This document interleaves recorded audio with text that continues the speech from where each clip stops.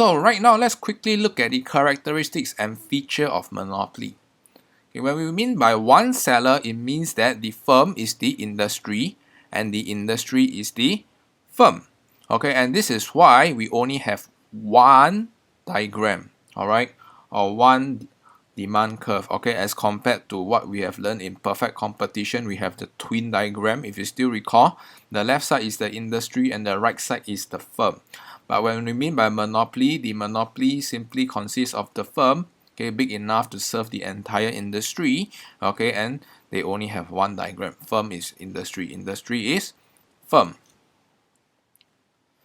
Okay, and the product type is actually unique, meaning to say there are no other producers producing such goods and services.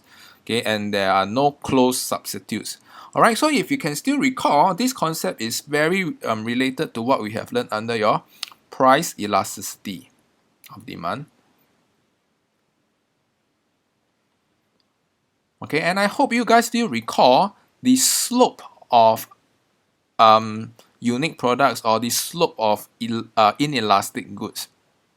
Okay, when we have no close substitutes, okay, we are right to say that the good is price inelastic, meaning to say, okay, the demand curve, it is very steep. Okay, the quantity demanded does not respond very well to price. So later on, I'll touch on with a demand diagram. Okay, and if you were to if you are supposed to compare between a few market structures, all right, especially monopoly and monopolistic competition, make sure you are able to distinguish the two market structures, okay, by the slope of the demand curve. Okay, for monopoly, this is as steep as possible, steep demand curve. Yeah. And the next one is imperfect knowledge.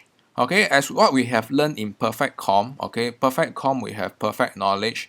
The consumers have not perfect knowledge on the know-hows of the production of the producers. They know exactly where are the producers are, and they can buy the cheapest, or they know that if the producers supposing the producer they are supposed to raise their price, the consumers will actually switch to a lower price producer. Okay, but in this case, when we assume imperfect knowledge, we are actually assuming that your consumers, they are not aware of the cost and production of the product.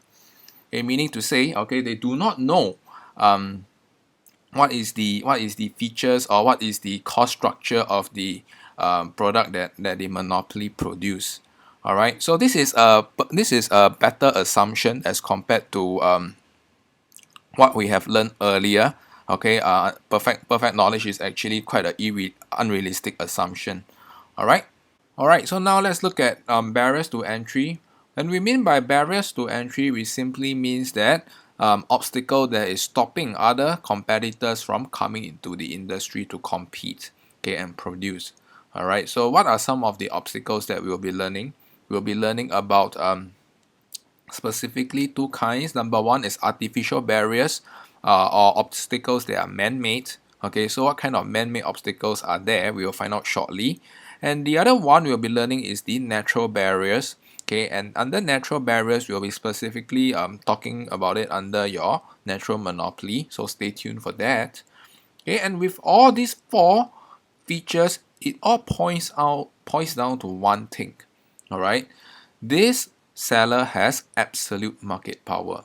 Why? Because there's no other competitors, because I am the only one that is going to produce this product, because there's no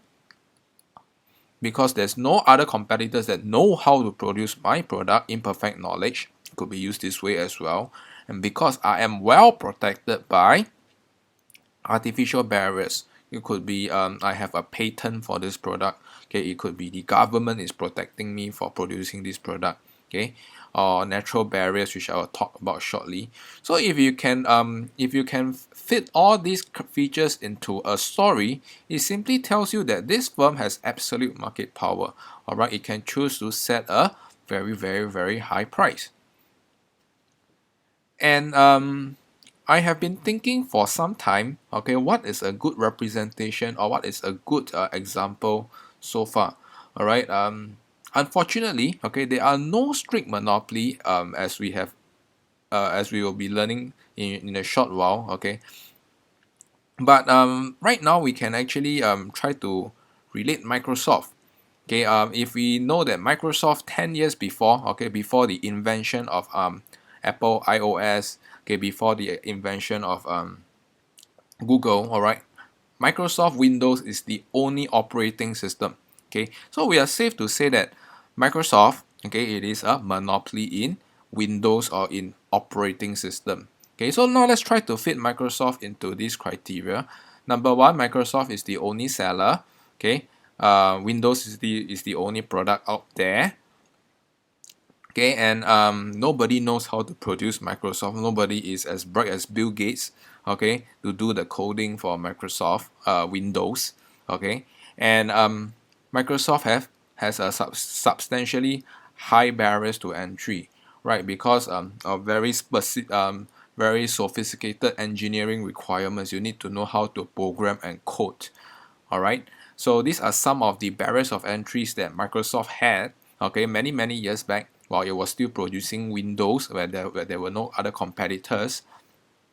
They actually created a monopoly position for Microsoft. All right. But if you look in today's context, if we don't want to use Windows, okay, there are a couple of OS that we can actually adopt on. Okay, we can use Apple iOS. Okay. For those that are using Mac, for me myself, ever since I start using Mac, I have never wanted to use Windows anymore. All right. So you realize that as the time frame actually changes and or advances, you realize that the position of a monopoly starts to weaken and weaken. So what does it tells you? It tells you that even though a monopoly can be strict, it can be a monopoly in 10 years back, okay, because of dynamism of the economy, okay, because of firms that are actually changing and adapting to a new time frame. Okay, there is no strict monopoly in any point of time. All right, even a monopoly can actually lose its position as a monopoly. All right.